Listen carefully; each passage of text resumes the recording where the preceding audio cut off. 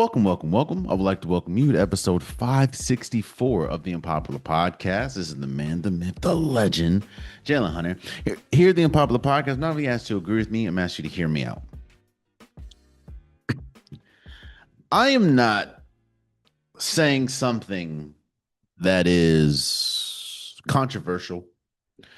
I'm not saying something that is debatable, honestly.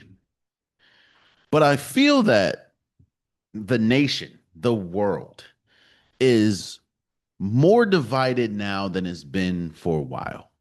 Obviously, there's always been a divide. When you talk about racism, when you talk about prejudiceness, there's always been a divide. But I feel like with a lot of things that's going on in the world right now, the the the divide that people have between one another is wider than it's been for a while.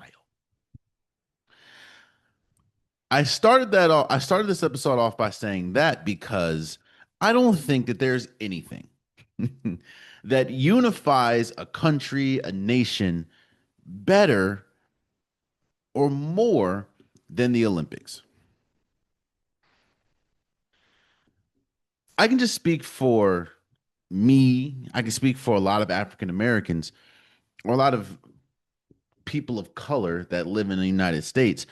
I don't feel like I feel like there's such a uniformal un, there's such a feeling of unitedness when we watch the Olympics. It feels like almost everything that we struggle with, almost everything, almost all the prejudiceness goes away for that little moment while we're watching the Olympics. I'm not saying that we're all kumbaya or anything. That's not the case at all. But I don't feel that I've ever been more patriotic in my life than when I watch the Olympics. When I, especially basketball. Man, I'm draped down in red, white, and blue. I got the American flag hanging on the back of my shoulders. When I'm watching Team USA play, both men and women's, it's just a different feeling, especially basketball. If you would have seen how I was when Steph Curry was doing his thing against Serbia and doing his thing against France, or KD going crazy, man, you would have judged me. That's how I'm over here screaming, "Go Team USA!" Like it. I feel like that story is similar for so many Americans when they watch Team USA. Last episode, I gave and I heap praise to the women's side of Team USA hockey for winning gold. Something that, when we talk about winter sports, hockey isn't one of those sports where you expect the United States to dominate it, or you expect the United States to really win, especially when you have people like Canada, people like Norway. It's hockey isn't our number one sport, and it is for places like Canada. So I gave, I heap praise on the women's Team USA because it was rightful. They rightfully deserved the praise. Well, this episode, I'm starting with heaping praise on the men for winning gold and beating Canada in a thrilling overtime game. I think the final score was 2-1. I don't know if this stat is true, but I think there's a stat going around saying that Team USA hasn't beaten or hasn't won gold in the Olympics since in hockey since like 1980, or they haven't beat Canada to win gold in 1980. I don't think you understand how dominant Canada is when we talk about hockey. In fact, I'll just name you I'll name you three players, right? You have Sidney Crosby, you have Connor McDavid, and you have Connor Bedard. Now, the reason why I wanted to say those three names is because Sidney Crosby, we know, is a decorated NHL player, decorated hockey player, probably go down as one of the greatest hockey players we've ever seen. Not the greatest, but one of the greatest. He was the team captain for this year's Canada hockey squad. Connor McDavid, who is uniformly recognized as the best player in the world when we talk about hockey.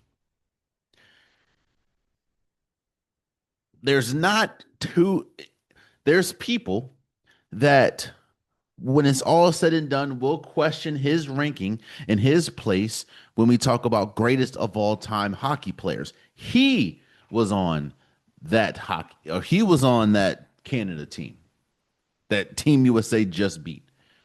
And the reason why I said Connor Bedard, because if for people that don't know hockey, like myself, but I do know some things. Connor Bedard is the young star. He's the Victor Wembanyama of hockey. Young, probably going to be the face of hockey in a couple years. Incredible player.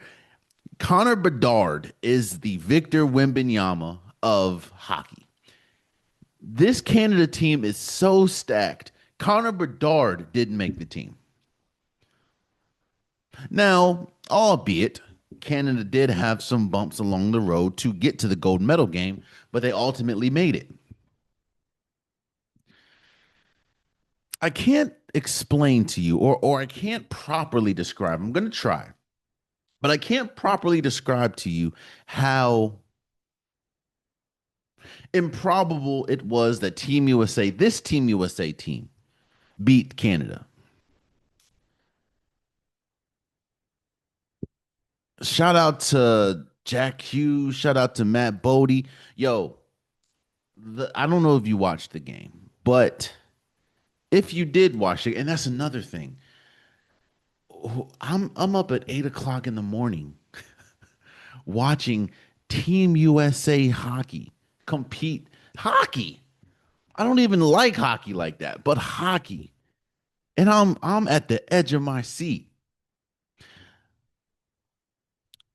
There's usually an argument that goes around, and that argument is, what is the most important position in sports? A lot of people throw out the point guard. A lot of people throw out the quarterback. A lot of people throw out the cornerback. And there's also a lot of people that throw out the goalie. And how do you say this man's last name? Connor Helbukic? Oh, Helabikic. Helabikic. I don't, hey, bro, I know I said your name wrong. I apologize. Connor, the goalie for Team USA. Canada had, see, I understand why there's a lot of Canadians, and I understand like there's a lot of people that have watched the game or watched this gold medal game that are upset with Canada. Not necessarily because they were just terrible. There were so many chances for them to win this game. There were so many opportunities they had. Canada played aggressive the entire game. Now, I know I talked about Sidney Crosby, but I know Sidney Crosby didn't play, who is the captain of the team due to injury. But you're there are Stanley Cup MVPs, there is NHL MVPs, there's Stanley Cup winners scattered all along this Team US or this Team Canada team. So not having Sidney Crosby isn't the reason why you lost. Canada was on the aggression the entire game. I will agree. Because you're hearing a lot of people say, well, Team Canada played better than Team USA. I completely agree. Canada was going, they were like, you know what? Let's get this out of it. Let's get this over with quick. They were on the aggression. And again, I know I said your last name wrong, bro, but the goalie for Team USA, Connor, I'm just gonna call you Connor H. He was the MVP of the game. Some of the saves that he had was unbelievable. First and foremost, some of the positions that he was in. Pause. Whoa. I'm like, why is it that half of the goal is still open? That's why I said I understand the frustration from Team Canada, man. There were so many situations where, God, I don't know. Again, I'm not a hockey dude, but the angling is like, yo, the other half of the goal is wide open. Why is this the case? And all of a sudden, Connor H just came out of nowhere, and he one, the save that's going around is when he came around. I think he saved it with like the middle of the stick, man.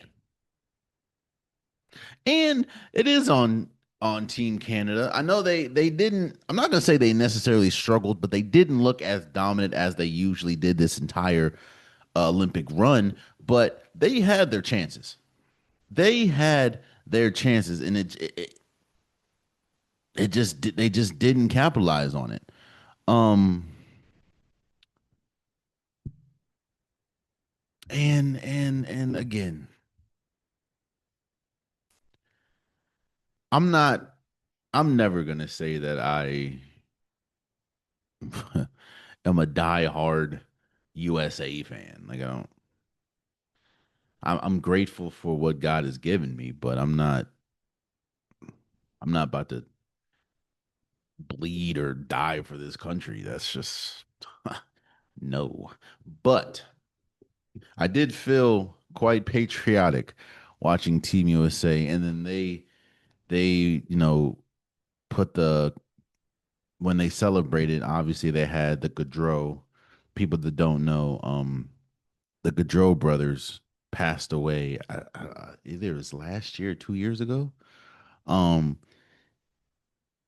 and they were one of the best, or they definitely would have been on this Team USA team, and they were one of the best players. And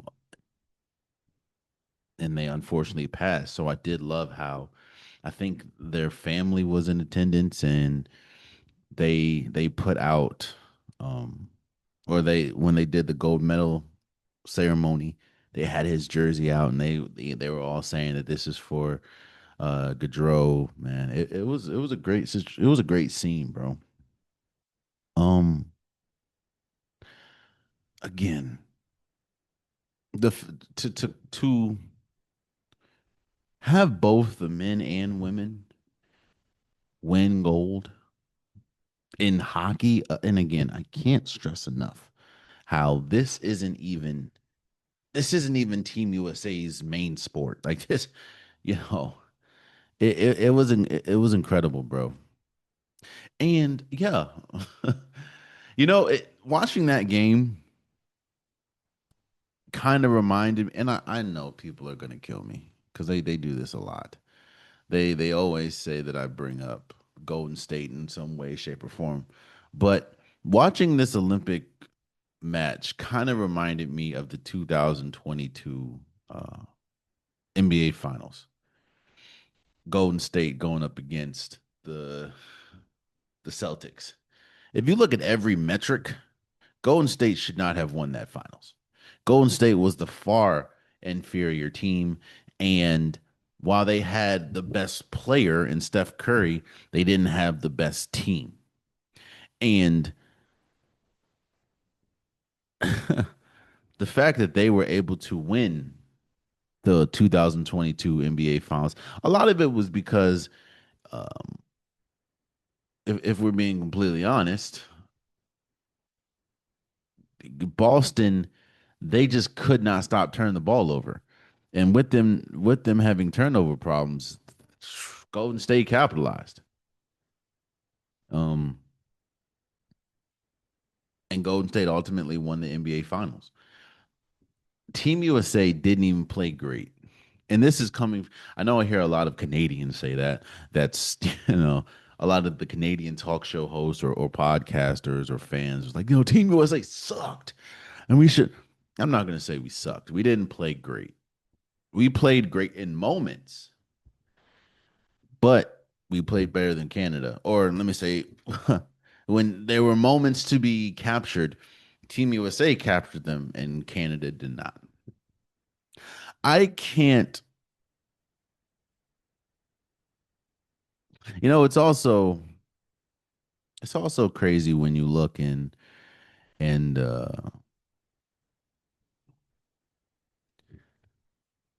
this team should have won. This was the most improbable win that we've had, man. Like, oh man. Again, I'm trying to emphasize to you who we just played. Like I said, I talked about Connor Bedard, or I talked about Connor McDavid, I talked about Sidney Crosby, um, Nick Suzuki, Mark Stone, like,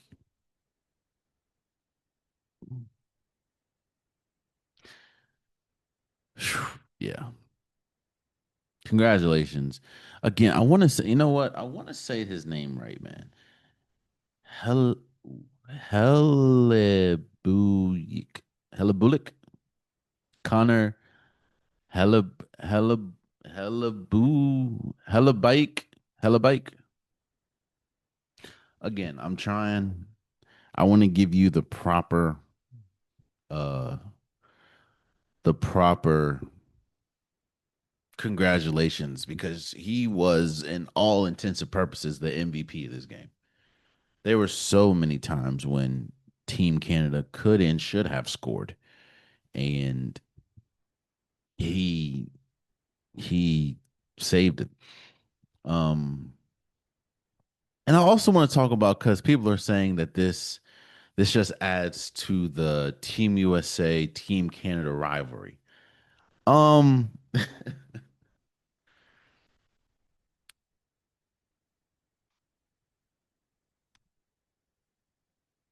you know how they say, let's go back to Team USA basketball and how they're saying, and they were trying to build it up, especially last year, that there's going to be a Team USA, Team Canada rivalry because Team Canada had Shea Gilgeous-Alexander, they had Jamal Murray, Dylan Brooks, they had Lou Dort, Nikhil Alexander, like they had a squad. And people are trying to say, okay, well, I get that the competition level is different and the competition level is closer. But when you look at the history, there is no such it's the most lopsided. Now obviously if you just look at the Olympics, because you have FIBA and they won in FIBA. I know Dylan Brooks like dropped 30 or something in FIBA. But when you talk about just the Olympics, there's not. Team USA doesn't necessarily have a. When we talk about competition wise, for the longest, they haven't had a rival. Yeah, there was an Argentina day when Pau Gasol and China and Spain. Spain, I didn't say Argentina and Pau Gasol. I meant Manu Ginobili. Spain when they had the Gasol brothers and Rudy Fernandez. Like that though, yeah. But when we talk about Team Canada, no. And for basketball, there has not been no rivalry. I kind of feel the same way about hockey. Look, I'm happy that we won, and yeah, but this is one of the more lopsided rivalries in sports. Team Canada been busting our ass for a minute now. Like, and that's why I think it feels so much better that we won against Team Canada because and rightfully so. This is their national sport. I would feel crazy if I don't know what's if Canada beat Team USA in basketball. Canada's not basketball is not their national sport. It kind of is. Well, football is, but basketball is a number two for us. Canada been mopping the floor with us for years now. So Congratulations to again Team USA for both men and women for winning gold this year. I think the final medal, because the Olympics is over now, the final medal count, Team USA came in second to Norway. I think Norway had like 41 medals and Team USA had 33. So, congratulations, man. Congratulations. This is yeah, I'm happy. I'm happy. And this is definitely, shout out to Matthew Kachuk. Mm. Shout out to Jack Hughes, who was pretty much the star majority of the Team USA run. Um, yeah, man. And I thought Nathan McKinnon was about to win it, but Jack Hughes knocked him off the puck and was like, "Let's get it." Boom. And shout out Austin Matthews, who was one of the star. I think he was one of the captains, if I'm not mistaken, of Team USA. Shout out to Johnny Gaudreau again. Rest in peace. And I love what Team USA did with that. And yeah, man, for a little bit, for a little bit, it felt good to represent the United States. And I only feel that way during the Olympics. So shout out to Team USA for beating Canada in the gold medal. Let's move forward. Let's bring it. Let's talk about basketball for a second. We've talked about this before, so we don't have to linger on it. I understand, and I'm not even mad that the rule was implemented. The rule in which I'm talking about is the 65 game threshold that if you don't meet that threshold, you do not qualify for postseason awards. I understand why that rule was made. And to be completely honest with you, I'm not upset that that rule was made because I understand that there needed to be a rule. Not tanking. Load management started to become and has been a big thing in basketball over the last few years. When your stars are perfectly healthy and you're sitting them out long periods of time. I understand, not long periods, but you're sitting them out games. I understand why, especially when we talk about health and we talk about uh, how you want your stars to be fresh for the playoffs. And there's been so many people to talk about this length of the NBA season and how 82 games is too much. That's a whole different conversation for a whole different time. But because there were so many stars that were sitting out, national televised games, it's like they had to do something, so they did the 65 game threshold. Now, one thing that I'm sure they did not anticipate was just the sheer amount of injuries that this was going to, or injury missed time that this was going to affect. I look at the sample size and I say to myself, if this was one or two players, right? If there were one or two players that were affected by this 65 game threshold and nobody else, like everyone else, the load management stopped and everything was peaches and cream, then I don't think that this would be much of a concern for the NBA. I know a couple years ago a really popular, or not popular, but Joel Embiid was affected by this. Like I think maybe 2 years ago. Before Joel Embiid got hurt, he was the clear cut MVP of the league. This is after he won in it. Like he was by far the MVP, but because of injury and he missed as many games as he missed, he did not meet that 65 game threshold. If if only one or two players are affected, then I don't think this would be an issue. I don't think that this would be a problem. People would complain about it, but I don't think that it would be a problem that needs changing. But then you have years like this where we are past half or past all-star break, so we're past the halfway point of the season, and you already have LeBron James, Steph Curry, and Giannis all ineligible for any postseason or any awards because they didn't meet the 65 mark threshold. Now, outside of Giannis, no offense, but Steph Curry and LeBron James at this point of their career still great. They're not necessarily in award territory. Like I wouldn't. There's no. I wouldn't peg LeBron James, and even if he didn't miss all those games, I wouldn't think he would be an MVP candidate. Neither would I say Steph right now, just because of the state of the Golden State Warriors. But when you have Nikola Jokic, who is undoubtedly the best player in the world, he's one game away from not meeting that 65 game threshold. When you have Devin Booker, that is 3 games away. Victor Wembanyama, who was 4 games away.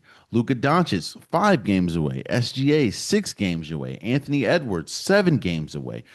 All these players, maybe outside of Devin Booker, but all these players are in. Even actually, you know what? And I'll go back to LeBron and Steph Curry. This also includes all NBA.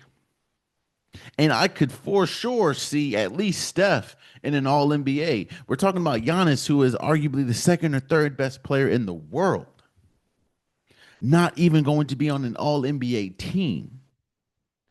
All those players, Nikola Jokic, Devin Booker, Victor Wembanyama, Luka Doncic, Shai Gilgeous-Alexander, and Anthony Edwards, all for sure, if they meet the threshold, will be in contention for, or not in contention, not just for the major awards, but all NBA. Which is why you see for all my DSP listeners, I appreciate you guys, but I have Cade Cunningham on the screen behind me.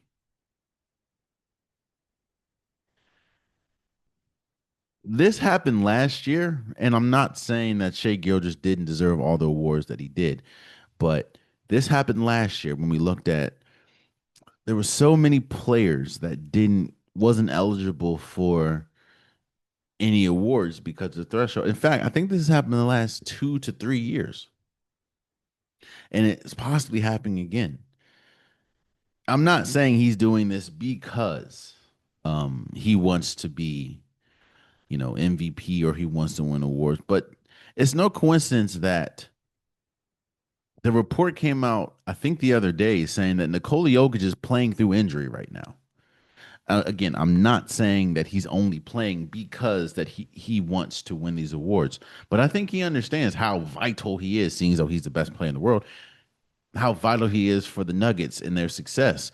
On top of the fact of Aaron Gordon still not playing, but I think that there has to be some type of stipulation. There has to be some type of thing that says, well, yes, and I know it's a slippery slope because as we talked about this with the Rooney Rule in the NFL. Rules are made, and when you're talking about big money, when you're talking about, and this is money because you get bonuses when when you're on these teams. So it's like now if you look If Shea Alexander, who I don't think is playing right now because he's still hurt, if he misses 6 more games, he's out, and he's the front runner to win MVP. The second person that is, who is second that could win MVP is Nikola Jokic. He's 1 game away. Giannis is out the question. So it's like that's when you're going to see maybe a Cade Cunningham who has been incredible. Cade has been great. I think if I'm not mistaken, the Detroit Pistons are number 1 in the East. He's been incredible. Then you talk about people like Jaylen Brown, who I clearly was wrong about. I apologize, brother. I didn't think I didn't think a team that was led by Jaylen Brown n- could really compete for a championship, and I clearly was wrong because I think the Boston Celtics are second or third right now in the East, and he's been incredible. I think that he deserves to be in the MVP conversation, but when we talk about the grand scheme of things, I don't think he's more valuable than Shea. I don't think he's more valuable than Jokic. I don't think he's more valuable than Wemby. I don't think he's more valuable than Giannis. I don't think he's more valuable than any of those players. However, because of the threshold situation, there's a good chance that we look up and Jaylen Brown or Cade Cunningham, who again, they both have been playing great, could it very well be MVP candidates. And Cade Cunningham could very well, because again, if Jokic doesn't win it, or if Jokic doesn't get it, if Shea doesn't get it, who, who else would you be voting for right now? If Luca can't get it, and why would you vote for Luca when you see what the Detroit has a better record, Boston has a better record? All I'm saying is this, man. I feel like there has to be a stipulation that says if and I I'm not against why it was created. I'm not against why this rule, this stipulation was created. It was it was direct competition um with load management. Completely understand. But I don't think the league foresaw just how many of their top star players was going to be affected by this, who are actually really hurt. Like they're really hurt. Now, again, I feel like there should be some type of stipulation that if you're legit injured and you play close to the 65, maybe lower it. I don't know.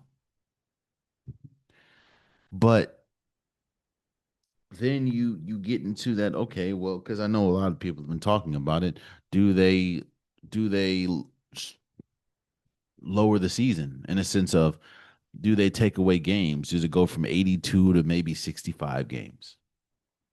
That's that's a conversation that's been going around forever at this point. I don't know.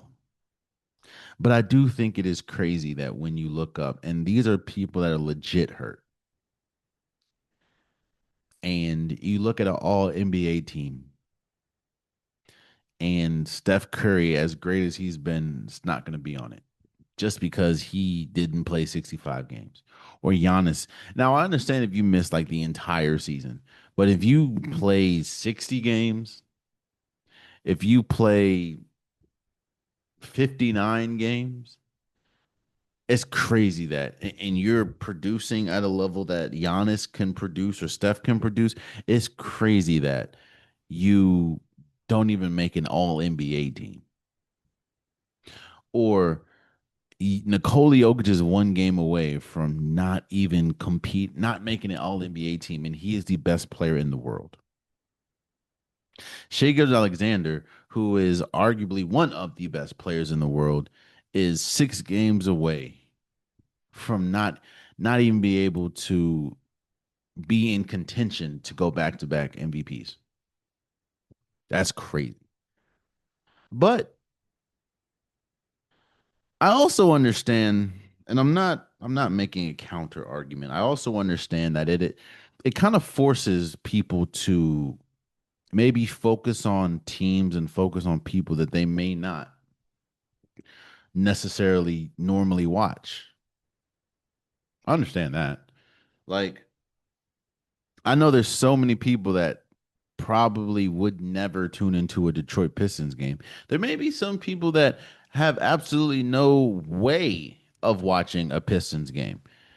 Cade Cunningham has been hooping, bro. The only reason why people are shocked about Cade Cunningham is because they haven't watched the Detroit Pistons, but Cade is clearly the best player on that team, and he's been incredible. Um, there's a lot of people, obviously, people watch the Boston Celtics, but there's a lot of people that doesn't realize how much Jalen Brown's been hooping. Once they hear Jason Tatum's out, it's like, I'm not watching that. Jalen Brown has been going crazy. I was wrong.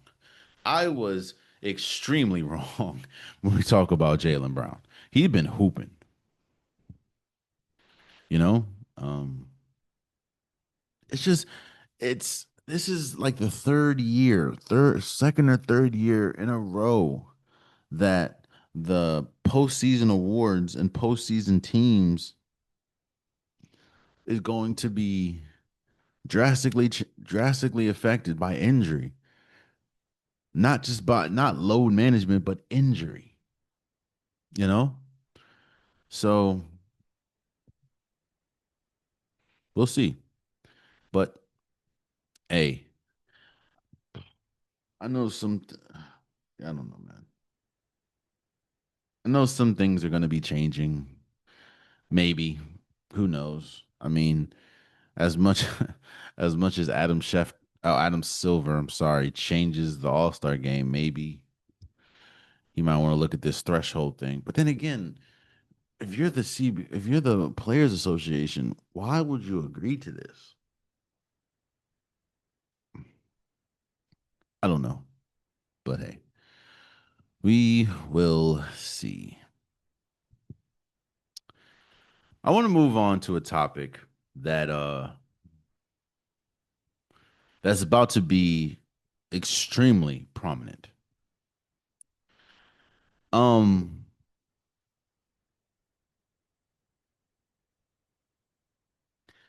Look, I can't remember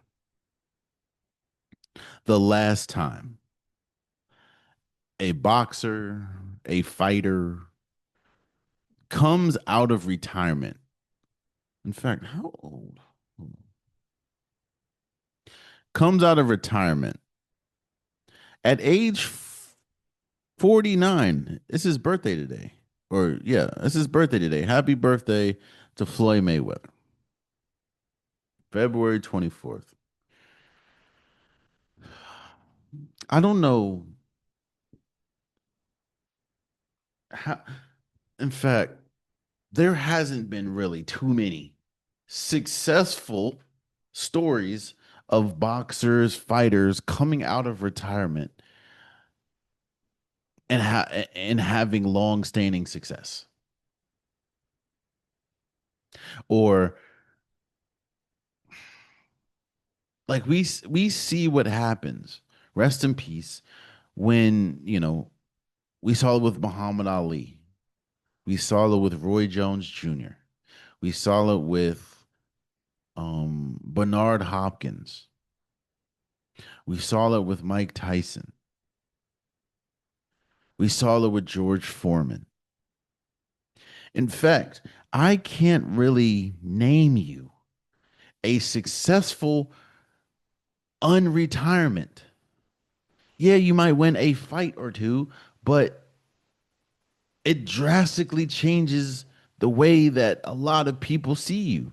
And this is coming off the back of Floyd Mayweather unretiring to not only fight Mike Tyson in an exhibition, which, if I'm not mistaken, actually, I don't think it. it's going to be exhibition because I believe that they're going to actually sanction this as a fight. It was announced that he will be fighting Manny Pacquiao for the second time on September 19th. I want I want to remind you that Floyd Mayweather just turned 49 today. Manny Pacquiao is 47. Mike Tyson is 59.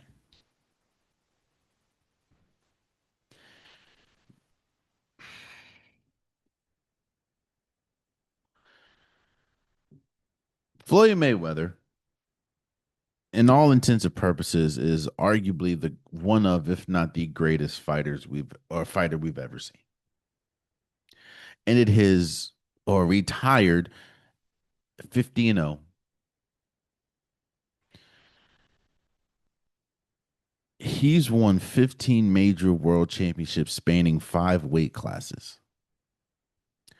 Floyd Mayweather, his legacy is he he's one of the greatest, if not the greatest. I definitely think he's one of the best defensemen we've ever seen, if not the. I think he actually is the best when we talk about defense and his ability to not be able to get hit. We may never see a boxer like Floyd Mayweather.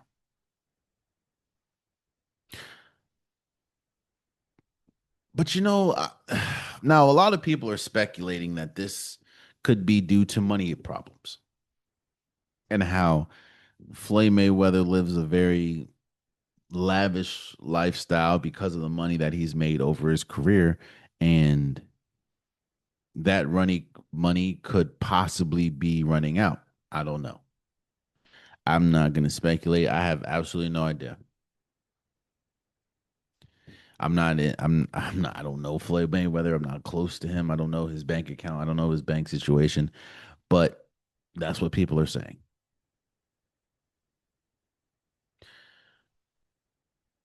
But I will say this, man.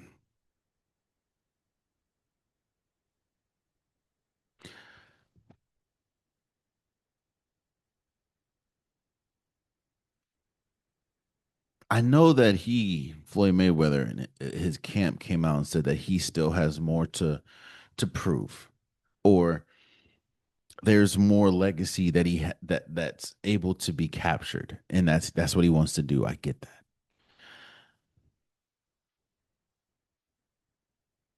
but like, is there? Floyd Mayweather is considered one of the greatest of all time. He's 50-0. What is 51 or 52-0 going to do? Again, I'm not speculating, but I kind of understand where people would question maybe it's a financial thing because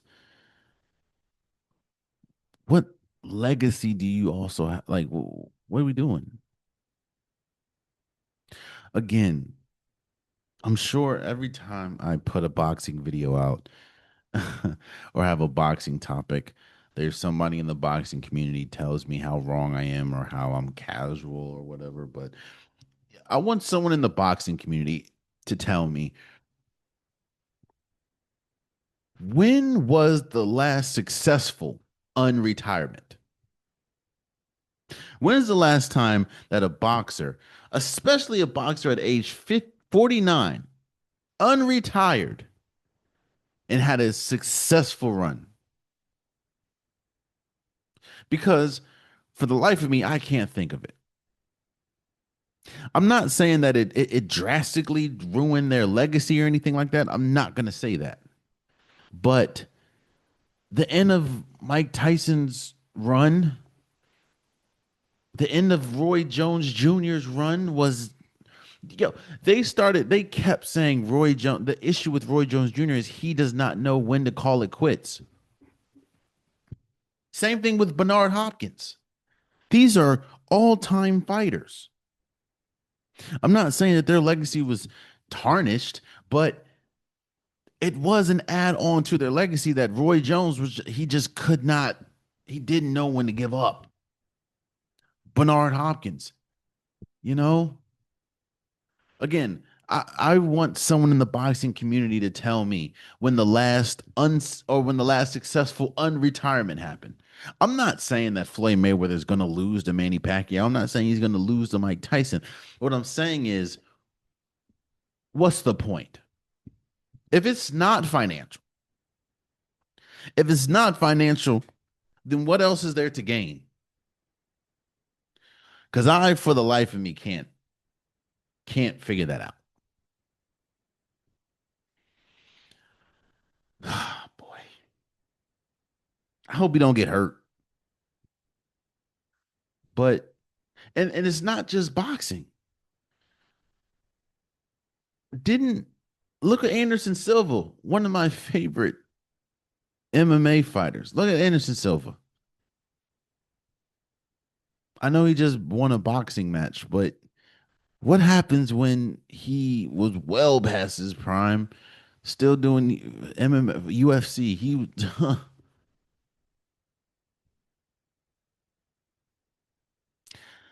it doesn't outside of financially.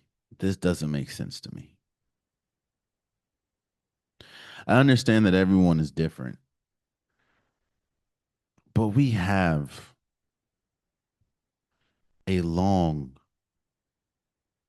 list of incidences where this does not work or this does more negative to a legacy than positive. Because think about it like this. Let's just say it wasn't for financial situations or financial gain. It was really for a legacy builder. There's things that Floyd Mayweather quote still wants to chase. I get that. What happens if he loses? Hmm? What happens if he loses to 40? I think at by the time they fight, oh no, 47-year-old Manny Pacquiao.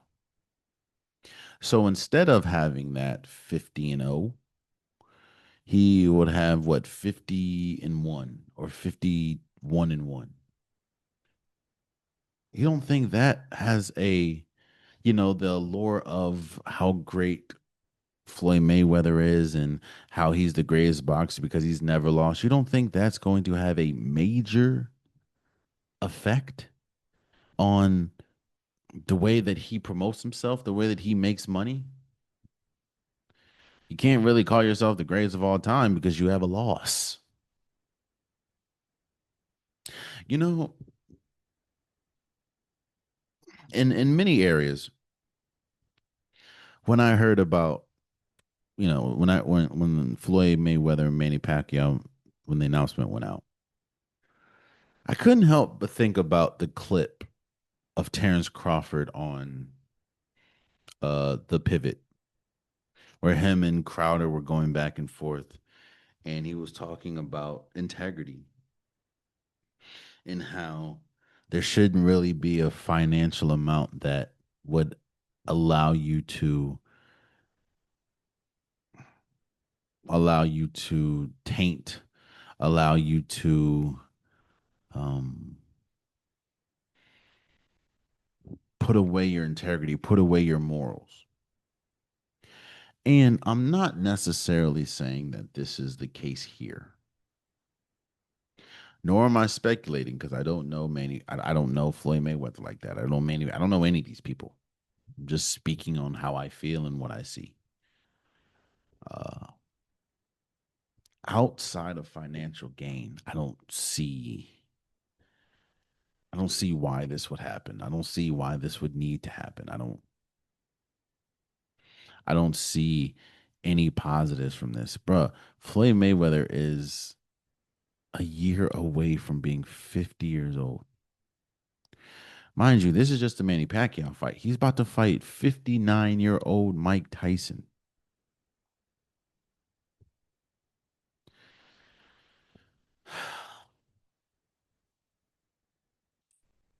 I wish everyone, I mean, I'm sure there's going to make millions upon millions of dollars, but it's just like,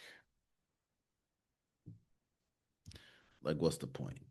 You know, again, outside of financial, because it was very clear that it said that this is not just or this is not a ploy for financial gain. Obviously, financial gain would be had, but I don't know.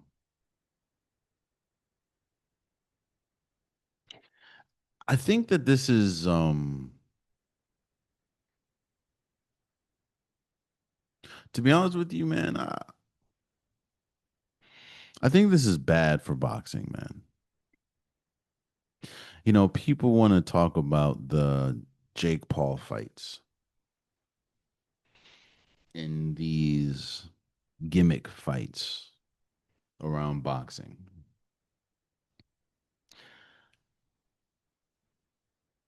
At least you can say that Jake Paul is essentially in his prime when he's fighting these people. I mean, he just fought Anthony Joshua, both of which, at least physically, are close to their prime, if not in their prime.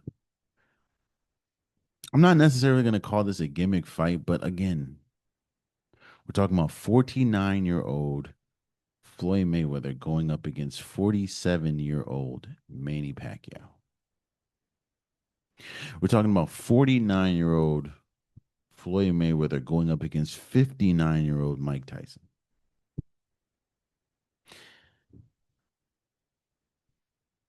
How, like,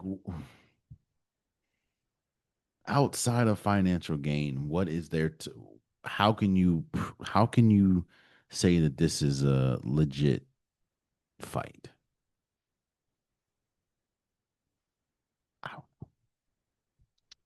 But hey, good luck to all the participating parties. Um,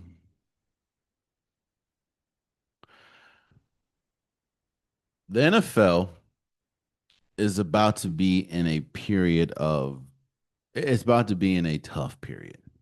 And I don't mean tough period for the league. I mean tough period for players because this is the franchise tag period, the cut period that's coming soon, where you start cutting players because you have to get under the cap.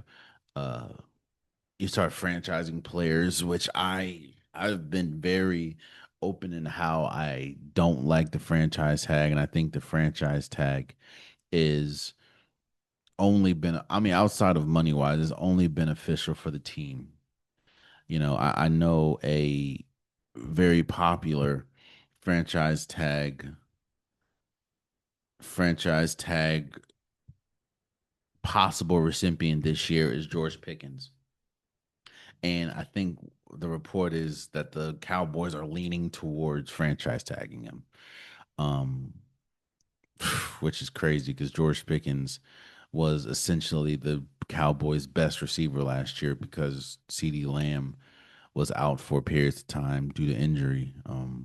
Both of them, they had pretty much the best 1-2 tandem when we talk about wide receivers.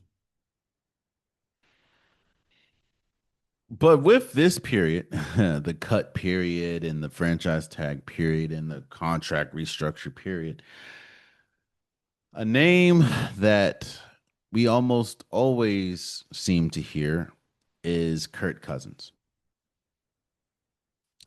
And I think the report is that the Falcons are likely to cut Kirk Cousins.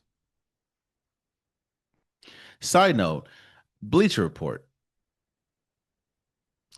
So Bleacher Report came Bleacher Report came out with like the top 100 or top 99 quarterbacks of the century.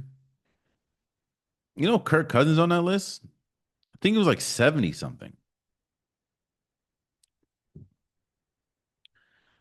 Big Kirko. Kirk Cousins was on that list. In fact, you know what? I apologize. I apologize for this. I should have been more prepared. I want to see exactly where they put him because it already blew me away that Ryan Tannehill was 99. But when I kept scrolling and I'm like, Justin Herbert at 93. What the okay, cool.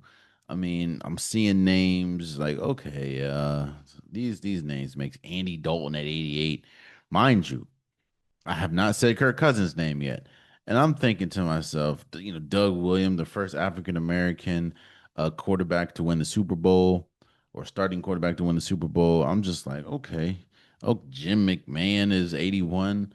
Okay. Yeah. Okay. Dante Culpepper at 78. Derek Carr, which was crazy to me, at 77. I'm like, oh, Jalen Hurts at 75. Okay.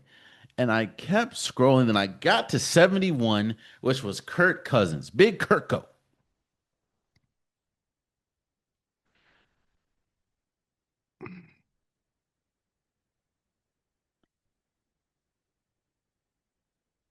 All I'm going to say on that before I go back to my topic is somebody at Bleacher Report thinks that in the 21st century, Kirk Cousins is the 71st best quarterback. Kirk Cousins, which the only accolades that he essentially has to his name is 4 Pro Bowls, is the 71st best quarterback in the 21st century. Let me make sure. In the last oh no, I'm sorry. 21st century. The 71st best quarterback in NFL history. Big Kirko.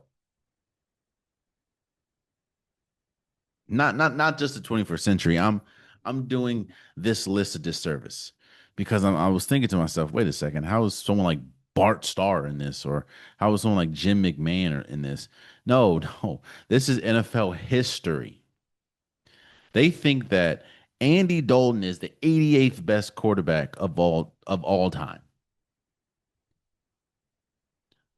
They they're telling me that let's go back to what I was saying.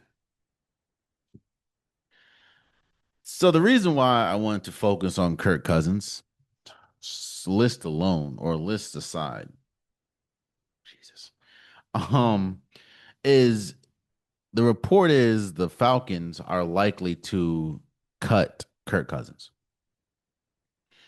and we know that Kirk Cousins is a Hall of Famer in contracts. Kirk Cousins and his agent deserve their name in the rafters when we talk about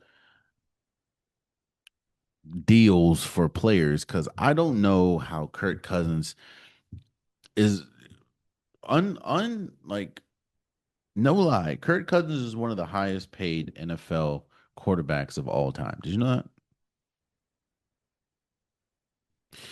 In fact, highest paid QBs in NFL history.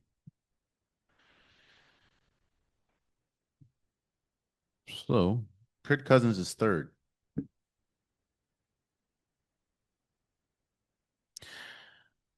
Kirk in the total earnings. Number one is Matthew Stafford.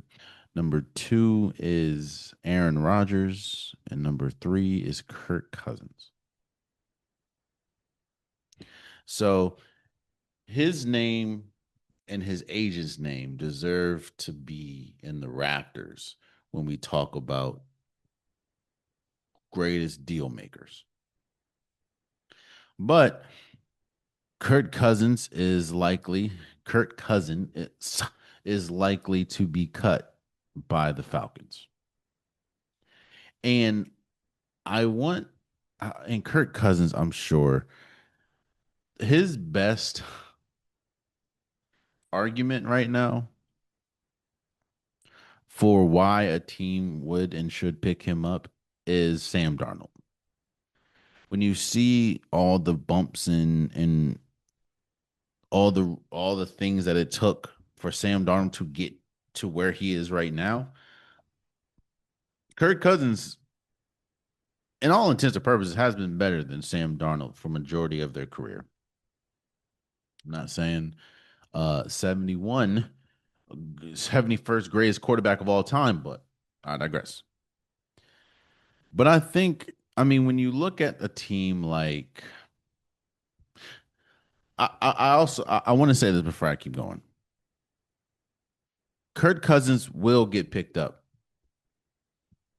He is still a serviceable quarterback just this season, and he didn't even play majority of the season because he was a backup to Michael Penix. He had 1,721 yards, which is 31st, 10 touchdowns, even though he did have 5 interceptions, which is tied for fourth. Kirk Cousins is still a serviceable quarterback. Kirk Cousins is still a quarterback that can take you to decent heights. if I am, hmm, if I'm the Colts, because they got the whole Anthony Richardson situation, and I don't know what's going to happen with them and Daniel Jones, obviously coming off of the Achilles or ACL. If I'm the Colts, if I am the Raiders, maybe have some. If Kirk Cousins is willing to play backup to Fernando Mendoza, you know, if I am, mm, obviously the Minnesota Vikings, they already have a relationship and or they already had a relationship and you have JJ McCarthy, you know, we don't know how long that's going to last. Um hell, if I'm even the Giants and play behind Jackson Dart and maybe even the Dolphins because you know the Dolphins are trying to get off of Tua. What I'm saying is there's going to be suitors. Hell, maybe I know they're going to hate it, but we don't know what's going to go on with Aaron Rodgers, maybe the Pittsburgh Steelers. Um there's going to be a market for Kirk Cousins. Let's get the reason why we're talking about this is because there's a market for Kirk Cousins. Because apparently, if you ask Bleacher Report, he's the 71st best quarterback of all time. I don't think to put man. They got Vinny Testaverde. Yeah, I'm very interested to see what's going to happen with Kirk Cousins. But one thing that I do know is that he will be picked up somewhere. Am I looking at Kirk like I know as a Commanders fan, as a Washington fan, I remember vividly watching Kirk Cousins play, and I know the ceiling that he has. I know that was younger, but still, like, am I tripping?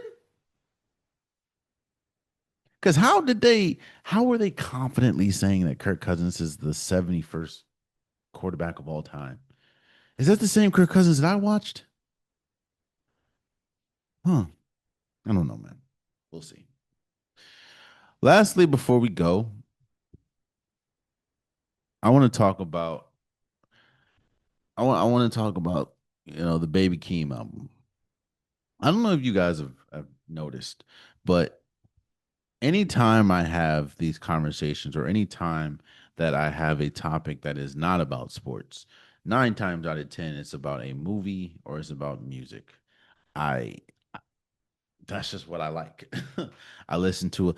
The question that always goes around is if you could have, or if one thing has to be cut out your life forever, what would it be? Would it be movies, music, or sports? And someone that is fully ingrenched in sports, it would be sports every time because I can't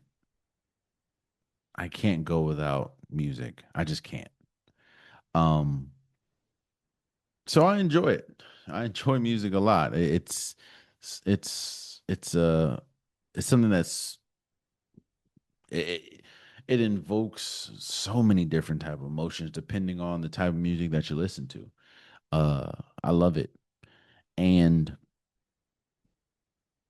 we've been spoiled this year when we talk about music.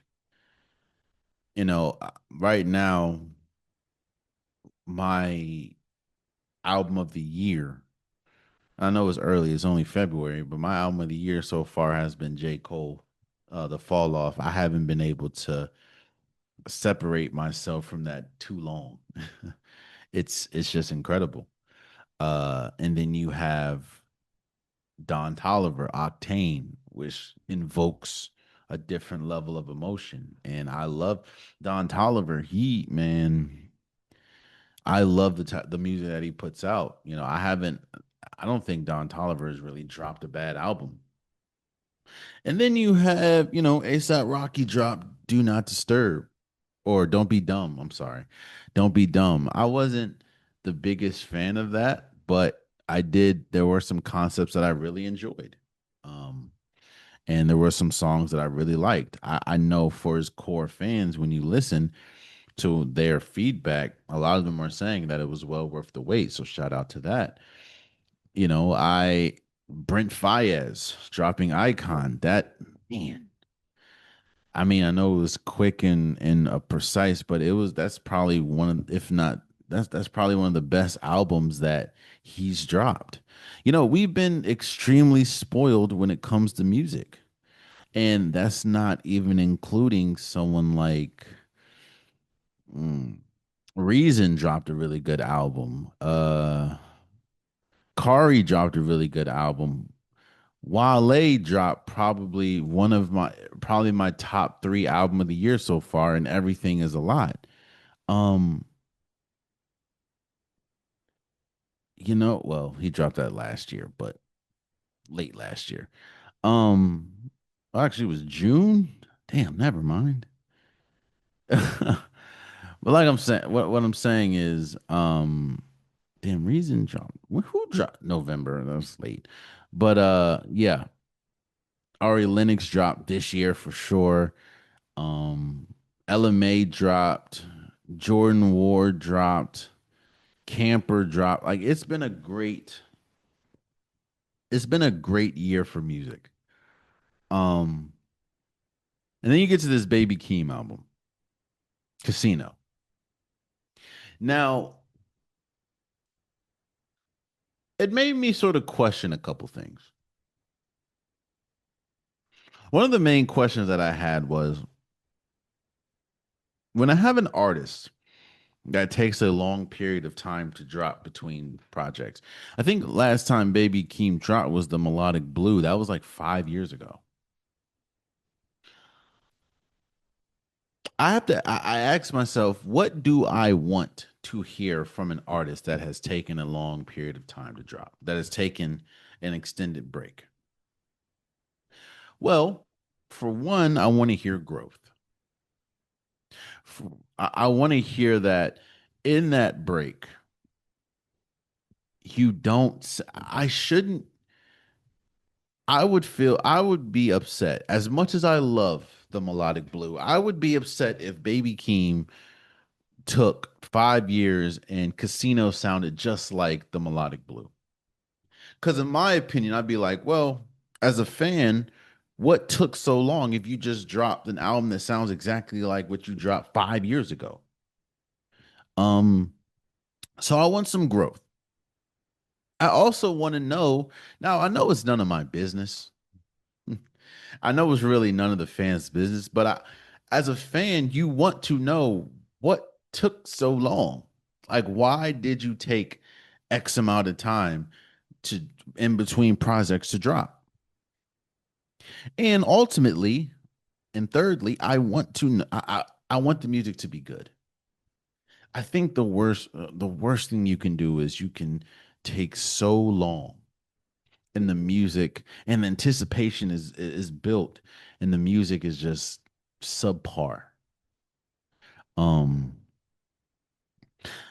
but as I sit here today, I've listened to the album because it's like a 37-minute album. I think it's 11 tracks or 12 tracks, 37 minutes. So I've listened to this album probably 4 or 5 times now. Everything that I would want for all those three lists, the three bullet points that I just named, Baby Keem did perfectly in this album. This album doesn't sound anything like the Melodic Blue. It's really good music, and he explained to the most part what took so long for him to drop. I think Baby Keem did a very good job at telling a hard story, telling a painful story, about his upbringing and growing up and his relationship with his mom, his relationship with his grandparents, his relation or his grandmother, his relationship with his dad, his relationship with Vegas as a whole. And the fact that he named it Casino and how he tied everything together was brilliant. I'm not going to lie to you.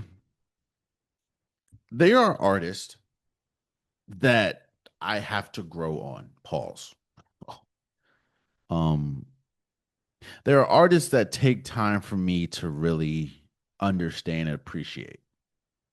One of the most popular instances to this is Tyler the Creator. I didn't like Tyler the Creator much at all when he first dropped. I liked the a couple songs, but I didn't like.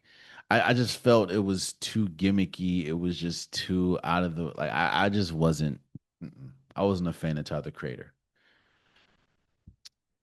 Then he evolved over time, and my ears evolved over time, and essentially Tyler the Creator is one of my favorite artists now.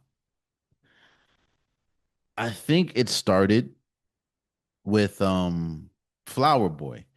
And then, it's now Tyler the Creator. He's one of the best artists out, in my opinion.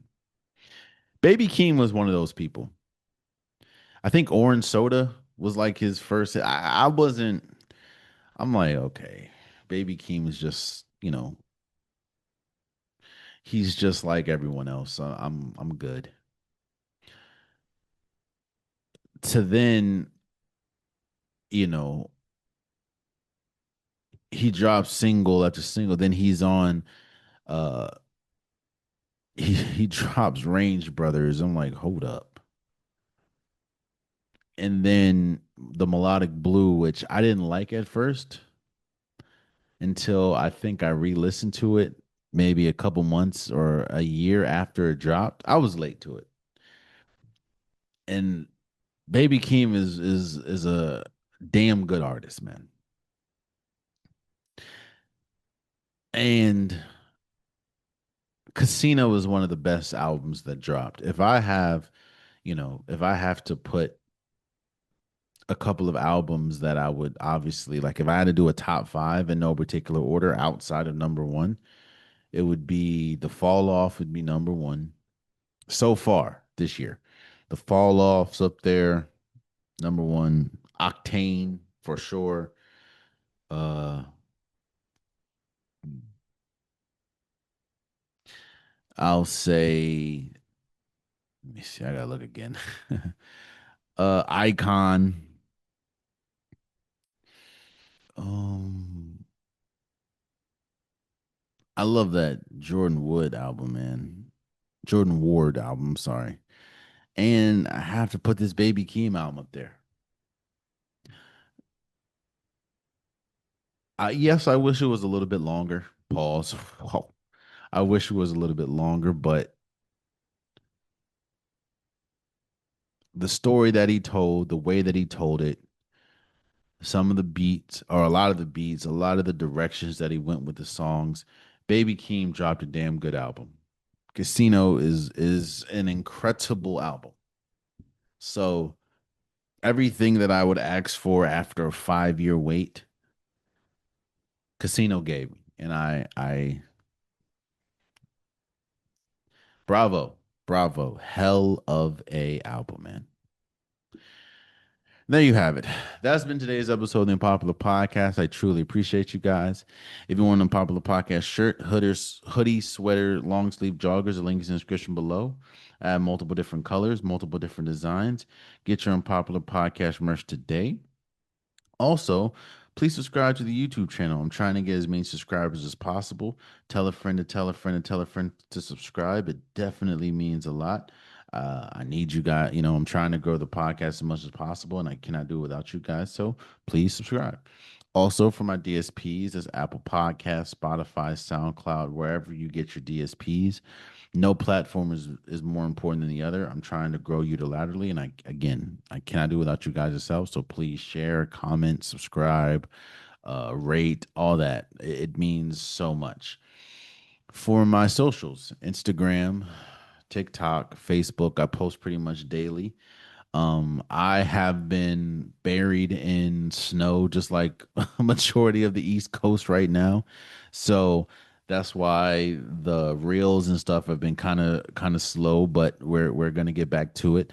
Just trying to shovel myself out. Uh, but please follow, please subscribe. It means a lot. Look, I don't mind you post or I don't mind you commenting. I don't mind debating. It just means that you're listening to me and that you have an opinion, both of which I appreciate. Just keep it respectful. Keep it respectful, and I don't mind going back and forth. And also, if you're gonna leave a comment, why not subscribe? Like, or why not follow? Like, what are we doing? So, thank you. Until next time, much love.